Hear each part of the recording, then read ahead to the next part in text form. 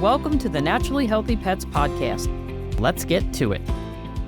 Welcome to this week's Naturally Healthy Pets podcast. My guest today is Dr. Gary Richter, one of the brilliant holistic veterinary minds. So we love talking to Dr. Richter. He's a distinguished veterinarian, international best-selling author of The Ultimate Pet Health Guide, and founder of Ultimate Pet Nutrition. He has 2 new books, which I wasn't even aware of, Longevity for Dogs and Longevity for Cats. His professional goal is to provide a center where pets can receive effective, holistic, and regenerative therapies in conjunction with the highest quality of Western medical care. And I love integrated medicine because I think we can offer so much more. He also places great emphasis on the well-being of the pet owner, which that is a very important piece of the puzzle that often gets left out, knowing that a sick pet can cause great strain and strong emotions. Dr. Richter instills this understanding in his staff and works to ensure that both pet and owner are treated with the utmost care and respect. Dr. Richter, thank you so much for agreeing to be on our podcast today. Of course, it's my pleasure. So you are one of the few holistic veterinarians who has been in practice for a long time and still is in practice. I mean, it's unfortunately very easy to burn out, get overwhelmed. And with holistic medicine, I was talking about this the other day with someone. I feel like so many times we're the last stop. Like people have been to 7 different traditional veterinarians. They're not getting anywhere. How do you avoid that burnout? Oh gosh, I wasn't prepared for that question. I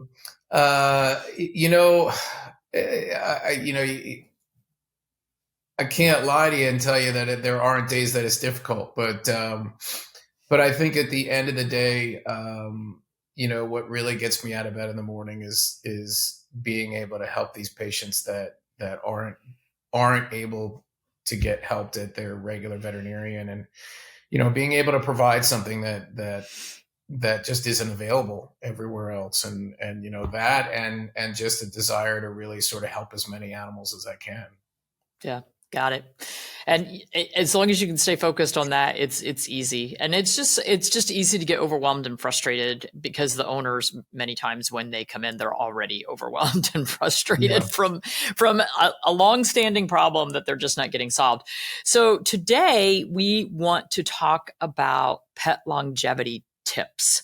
And there are so many things that pet owners could do for their pets to kind of get started off on the right foot and hopefully not end up as we're the last stop in a long line of problems, issues, medications.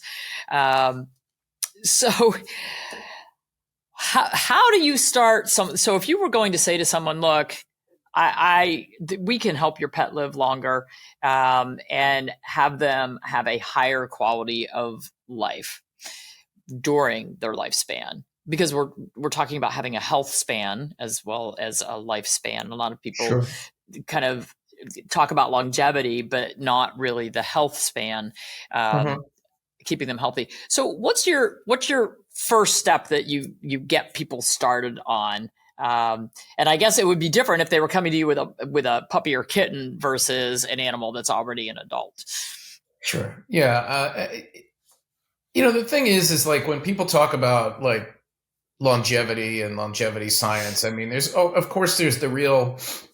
flashy end of it, stem cell therapy, regenerative medicine, all these really high tech solutions, and those solutions are great. And I talk about them fairly extensively in the books. But really, I mean, you look at longevity medicine as sort of a pyramid, and those really super technologically advanced therapeutics are at the very top of the pyramid. And where you really need to start is the base. You need to start at the foundation. And the good news is the foundational aspects of longevity medicine are the easiest things to do. They're the things that anybody can do at home. You don't need me. You don't need you. You don't need a veterinarian to do this. And what this comes down to is feeding an appropriate fresh whole food diet and managing lifestyle and exercise for your pet. So imagine that diet, exercise, and lifestyle as a cornerstone of good health. That's revolutionary. But the bottom line is, you can do all that flashy stuff, stem cell medicine, what have you, but it's not going to do anything if you don't have that foundation already set. Yeah, absolutely. One of my favorite sayings is you cannot out supplement a bad diet Well or spoken. a bad lifestyle. True. It's funny. I pulled in the parking lot yesterday, and a woman was sitting in the parking lot, and she had read about us online and lived fairly locally, and just drove by to see if we were like a real thing. And we're not open to the public. And I happened to pull up, and my car, of course, has the graphics on it. So she said, "Are you the vet?" So I ended up having to do a little quick consultation through the car window. Sure. And it boiled down to the dog has a 2-year-old dog, horrible allergies. All the veterinarians want to put it on, immune suppressing drugs. And the dog is on a very low quality diet. Of course, the owner is feeding what the veterinarian told her to feed and told her it was fine. And so she had gotten a hold of one of our staff members, and they set her up with some allergy supplements. And I said, well, those are great. They're going to help. But you got to change the diet. You've got to start. And it was sort of like somebody just turned a little light bulb on for her. She was like, oh, I had no idea. And I feel like we talk about this so much, but the majority of the pet owning public has no idea what a species appropriate healthy diet is. Yeah, I agree. And clearly there's a lot of reasons for that. And, part of it is, the pet food industry for the large part is promoting diets that I think you and I would both agree are not optimal. And it's an unfortunate reality that our profession is doing the same. Yeah, exactly. But, it's we could equate this to human medicine. My father had a ton of inflammatory diseases. He was very overweight, ate all kinds of junk food, processed food, and was a heavy smoker for most of my childhood up through high school. And he would go to the doctor, and no one ever addressed the elephant in the room. The doctors never talked about his diet. The doctors never talked about the smoking. And it was just, here's more medications.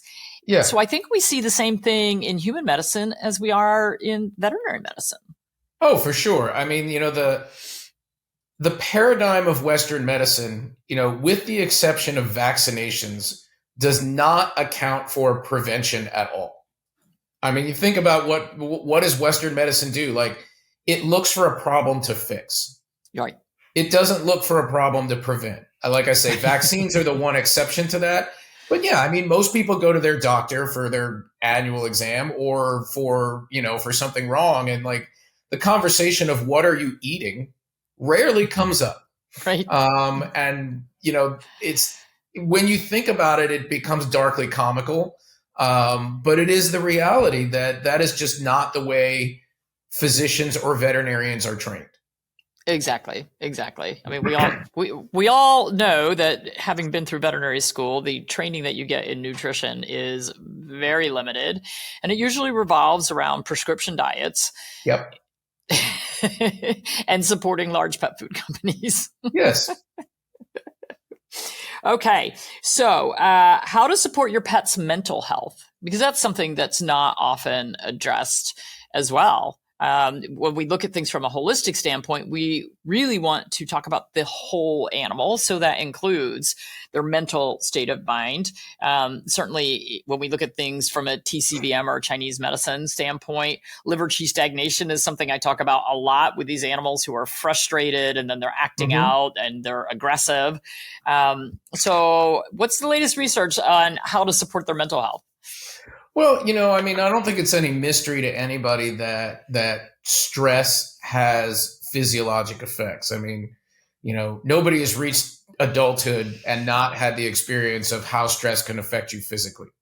Whether it's gastrointestinally speaking or headaches or whatever it may be, we all know that it has effects, and it's no different than it is for our animals. And one of these things that if we're going to focus on how to give our pets their best, longest, happiest life is we have to set things up for them so that they have a relatively low stress life. Now, that's clearly not to mean that, look, everybody's going to have a bad day from time to time. It's not like they can't ever have a bad day, but, we're talking about in the aggregate here. And really what that looks like is setting up a home environment that is conducive to that pet's sort of natural tendencies. And, natural tendencies ranges from, species and breed to just individual personalities. So, for example, there's dogs out there, you take a border collie, for example, and that's a dog that needs to get out, needs to run around. That's a dog that needs a lot of mental stimulation. I generally tell people that their border collie needs a job. Yeah, that's what I tell them all the time. Those dogs need something to do and something to think about. Whereas, I have Shih Tzus at home. My little Shih Tzus are more than happy to kind of hang around at home and sit on the couch and, and just be lovable and fuzzy. Two very, very different needs and personalities. But, somebody with my lifestyle, working as much as I do, if I left a border collie in my house for 10 or 12 hours a day, I'd come home to a couch in pieces and the dog going absolutely nuts. Yep. High stress. So I think, when we start talking about stress and lifestyle for dogs and cats, the ideal time for people to think about this is before they even get an animal. Absolutely. Consider what your lifestyle is and consider what sort of animal works with your lifestyle. Far too many people go out and get a dog based on aesthetics. I like the way that dog looks. It's the latest breed in a movie. Yeah, exactly. So, you gotta, if you're the kind of person that, you don't have a lot of like work commitments and you're outside a lot and you're out on the hiking trails 5 hours a day, get the border collie. Exactly. That dog's going to love you. But, if you work like I do, or probably like you do, then maybe that's not your best plan. So, we need to set things up, in that sense. And also, what's the home life look like? Some people live really tumultuous, high stress lives, particularly if you live in a house with, a relationship where there's maybe a lot of strain and people argue and there's yelling. And if you think that that's not affecting your pets, you got another thing coming. Exactly. Everything that we do is rubbing off on them, good or bad. Yep. And a lot of this, so diet, exercise, lifestyle, maintaining a routine for these animals. Dogs and cats love routine. If you think about the kind of things that we as people have a tendency to get stressed and anxious about, it almost always boils down to some kind of uncertainty. I don't know what's going on. I don't know what's going to happen. I don't know what's coming next. Those are the kinds of things we freak out about. Those are the kinds of things our dogs and cats freak out about. And when you provide your dog and cat a regular routine, they eat at the same time, they go out for a walk at the same time, their exercise looks the same, playtime looks the same, then they know what's coming and they don't worry about it and they have a lot less stress and anxiety. So, these are all very, very easy things we can do. Like I say, you don't need a veterinarian for this. It doesn't cost you any money.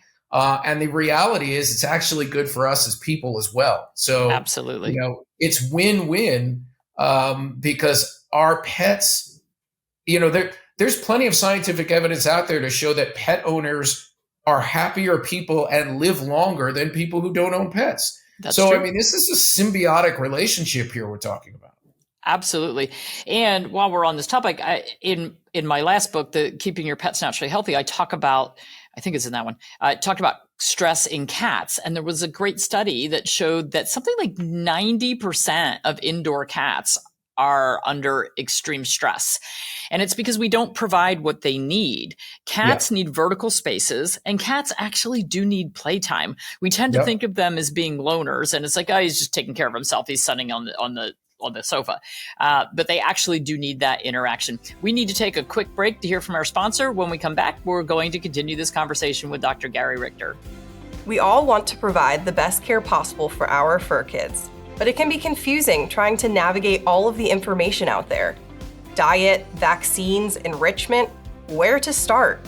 Thankfully, holistic veterinarian Dr. Judy Morgan put together 3 short mini courses called Dog Longevity, Cat Longevity, and Horse Longevity Made Easy to break down the top 6 effective ways we can provide the best care for our pets. All podcast listeners can get 25% off any of Dr. Judy's longevity mini courses using code PODCAST13 at drjudyu.com. Welcome back. My guest today is Dr. Gary Richter, a distinguished veterinarian and international best-selling author. I actually have his book, The Ultimate Pet Health Guide. It is a great book, and I can highly recommend it. And he's got 2 new ones, Longevity for Cats and Longevity for Dogs. And that's what we're talking about today, how we can give our pets a better life. And hopefully that translates into a longer, healthier life. So we were, right before the break, I brought up cats, indoor cats being stressed. And I think so often, first of all, cats are sort of forgotten in the veterinary world. So the statistics are something like only 25% of cats ever see a veterinarian. Do you see, like, what's the skew in your practice, dogs versus cats? I'd say it's probably 2/3, 1/3. Yeah. And even to get 1/3 of your practice as cats, that's working hard to get cats in the door. True. I mean, nobody likes to bring their cat to the vet. Well, and plus cats are so good at making it look like everything's fine. People just tend to just assume they are. Exactly. One of my cats, very independent, my cats get to go outside if they want to. Some of them actually live outside because we have 23 acres and a barn, and they're very happy. But anyway, this one cat, he was just being his independent self, eating well. And I noticed he was drooling. It's like, why are you drooling? Cats don't drool. And so I snagged him and opened up his mouth, and he had a huge squamous cell carcinoma cancer under his tongue. This thing obviously didn't appear in one day. So it had been growing there for quite a while. And the cat never, not very many people crank open their cat's mouth and look under their tongue.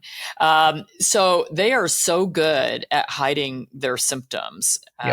We can have cats that have significant disease that are just seem like they're kind of doing their thing. So it is important to interact with your cat. And one of the other things for their mental health and well-being, if you play like laser with your cat, they need to catch the prey. You have to let them win. Yes. So you've got to give them something to pounce on. Catch the thing. Yeah, right. I mean, so we're talking about frustration. Can you imagine? These are the things nightmares are made of. You're chasing something, and you never catch it, or you never get to the final destination. That's your cat playing laser tag if you don't give them something to win. Yeah, they got to get a reward at the end. Exactly. So what are some of your favorite activities for people with their pets? So if you have like those border collies or dogs that need something, some outlet. Yeah, I think there are so many things that you can do to start with dogs. There's so many things that you can do that are fun for them. Obviously, real easy things like long walks, trips to the dog park. If your dog likes swimming, taking them out swimming is great.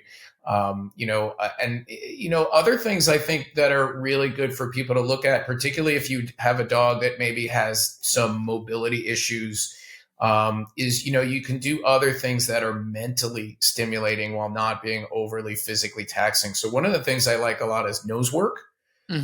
So training dogs to seek out a particular scent, it becomes a game for them. Yep. It's the same principle that is used for search and rescue dogs. Right. Those dogs are finding lost people by scent. So there's no difference between that and, your dog playing a game with nose work, except just a function of scale. Right. If you have a dog that for whatever reason can't do a lot of physical activity, or maybe you as a person have some physical limitations and you can't take your dog out for a really, really long walk, this is a good thing that you can do with your dog that's really mentally stimulating for them.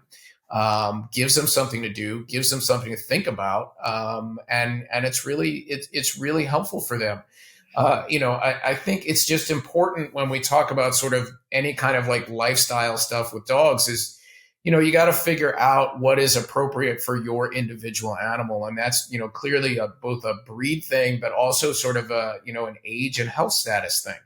If you have a dog that's a little older and has some arthritis related issues, then maybe taking them out for a 6-mile hike is not your best plan. But you got to figure out a way to get them out there and, and get the dog's energy out and let them be mentally stimulated in a way that's safe. Similarly, I know a lot of dogs love to sort of play fetch and chase a Frisbee and chuck it and all that sort of stuff. I do suggest that people try and limit that kind of activity a little bit because you are asking for orthopedic injuries if you overdo it. That's especially if you haven't, especially if you're doing the weekend warrior thing. If they sit around all week, I mean that's a blown knee waiting to happen. I mean, I don't know about you, but some of the most arthritic spines I've ever seen have been dogs that were Frisbee dogs or ball chasers when they were younger. I think like many people, if you're a highly active athlete when you're younger, you frequently will pay for that when you get older, especially if you were not doing your biomechanics right. Exactly. People don't think about that. And I actually did a presentation on this not too long ago about how, and I found it through a sports and rehabilitation veterinarian, but exercises to warm your dog up before you do any of these high energy activities, and different stretches and exercises that you can do to help build that, particularly core strength. Sure. I have a friend who has agility cavaliers, and hers are the top in the nation. And these dogs, they all live until their late teens and they never have arthritis. And these dogs are winning everything. They are running fast, but her training with them is very regimented, and the warm up, the cool down, the core strengthening, and the diet, putting so much into that to make sure that she is avoiding injuries. So it takes, I mean, if you're talking about like a competitive athlete, it legitimately takes a village. Yeah. I mean, you look at a real competitive athlete, a human one, and there's a dozen people standing behind that athlete, trainers, physical therapists, massage people, chiropractors. Like, it takes a lot to make a body do what some of these people do with their bodies. Exactly. And for some reason, we don't translate that to our animals. And of course, one of the things I often tell people about dogs is, the greatest thing in the world about dogs is their ability to live in the moment. I think it's the greatest lesson that we can learn from them. The unfortunate sort of dark side of living in the moment is you never think about the consequences of your actions. Yeah. Which means that we have to be our dog's conscience, because they are going to run around until something falls off of them. Oh yeah. Because they're not thinking about what's happening 5 minutes from now. Right. They're not thinking about the fact that they're going to fall off the teeter, or that they're, going to twist a joint when they're doing something. So yeah. Exactly. So that's our job as people, is to take care of them in a way that they're not really able to take care of themselves. Exactly. So I want to talk about supplements. Yep. So for the average, we'll stick with dog right now, but I mean, if you want to throw some cat in too, that's fine. So for the average healthy dog, do you have sort of across the board supplements that you think are beneficial? And we don't have to, not specific brands, but omega-3s or whatever. Sure. So, I mean, the short answer to that question is yes. And I think it's just, there's so many ways to look at this. And in the books, I go through a list of 30 plus supplements for both dogs and cats, and discuss the very specific aspects of how they benefit, how they can be used, and, sort of what hallmarks of aging that they specifically address. That said, I mean, I think the lowest hanging fruit when it comes to supplements for both dogs and cats, probably omega fatty acids and probiotics. Yep. Those are probably the two supplements you can almost never go wrong with. I do a lot of omega-3 testing for dogs in my practice, and I find that almost all of them are deficient. Wow. Even the ones that are eating really good diets are still deficient. And omega-3 fats, as you know, are so critically important to so many aspects of physiology: inflammation, gut health, skin health, neurologic health, brain health, immune system. It goes on and on. I mean, it's the easiest thing in the world to get and to supplement. And like I say, almost every animal and frankly, almost every person needs them. Similarly, probiotics, anything that we can do to improve gut health is improving immune system health, and thus is improving overall body health and supporting longevity. So Absolutely. real easy things to do there. Stepping outwards from there. Now, it depends on what your goal is. If you're really sort of focusing on longevity as a treatment goal, there's a lot of supplements we can look at, ranging from various vitamins and minerals to things like curcumin, boswellia, ashwagandha. There's a lot of herbs and supplements out there that directly address the various cellular changes that happen that contribute to aging. And I think, I think the thing that we need, it requires some strategy in the sense of the goal here is to not give your dog or your cat as many supplements as possible. It's not practical. What I always tell people is anything that you're going to do to support your pet, it has to be sustainable. Right. If you're going to start some plan, whatever it may be, and a week or a month later, you're going to say, this is too hard, I'm not going to do it. Well, we haven't really done anybody any good. Right. So we have to do this in a way that works. And the way that you do that is you give a few supplements at any given time, and you rotate through different supplements, at some predetermined interval. The thing is our bodies and our pets' bodies evolved having a variety of nutrients over time. Nobody evolved to eat the same thing every single day. So giving the same supplement month after month, year after year is not necessarily even a good thing. It's not how our bodies are designed. So rotating through different things can be really, really beneficial for these guys. And I go through that in the books in some detail on exactly how to do that and sort of how to strategize which supplements to use when. Yeah, absolutely. Do you see a lot of vitamin D deficiency in your practice? I do. We see quite a bit. One of the interesting things that I think most people don't realize is that unlike people, dogs and cats do not convert sunlight to vitamin D. It's purely a nutritional thing with dogs and cats, which if you think about it, it makes sense. They're covered with fur. So what good would it do them to convert sunlight like we as people do? So yeah, we see a lot of vitamin D deficiency. Vitamin D is so critical for immune system health. We know vitamin D plays a really important role in preventing cancer. There are so many aspects of physiology that vitamin D touches. So that is something that I often supplement in my practice. It is something that, ideally speaking, you should be checking vitamin D levels rather than just blindly supplementing, because you can over supplement vitamin D and cause problems. If you're using sort of a multivitamin supplement made for animals, it's probably fine. But if you're supplementing vitamin D specifically, I would suggest that you check levels from time to time to make sure that they're where they ought to be. Absolutely. We are out of time. I cannot believe it. So we do have an offer. Listeners can receive 40% off their purchase at Ultimate Pet Nutrition if they use the discount code HEALTHYPET40 at checkout. We will put that link in the show notes. Dr. Richter, thank you so much for joining me today. You are always a wealth of information, and congratulations on the new books. And I hope they do really well. And we'll probably see you soon. Thanks so much. Thank you. Thanks for listening to another great Naturally Healthy Pets episode. Be sure to check out the show notes for some helpful links. And if you enjoy the show, please be sure to follow and listen for free on your favorite podcast app. We value your feedback and would love to hear from you on how we're doing.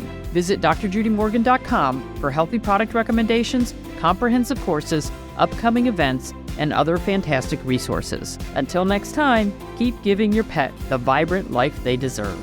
The purpose of this podcast is to educate and to inform. It is no substitute for professional care by a veterinarian, licensed nutritionist, or other qualified professional. You're encouraged to do your own research and should not rely on this information as professional medical advice, diagnosis, or treatment. Dr. Judy and her guests express their own views, experience, and conclusions. Dr. Judy Morgan's Naturally Healthy Pets neither endorses or opposes any particular view discussed here.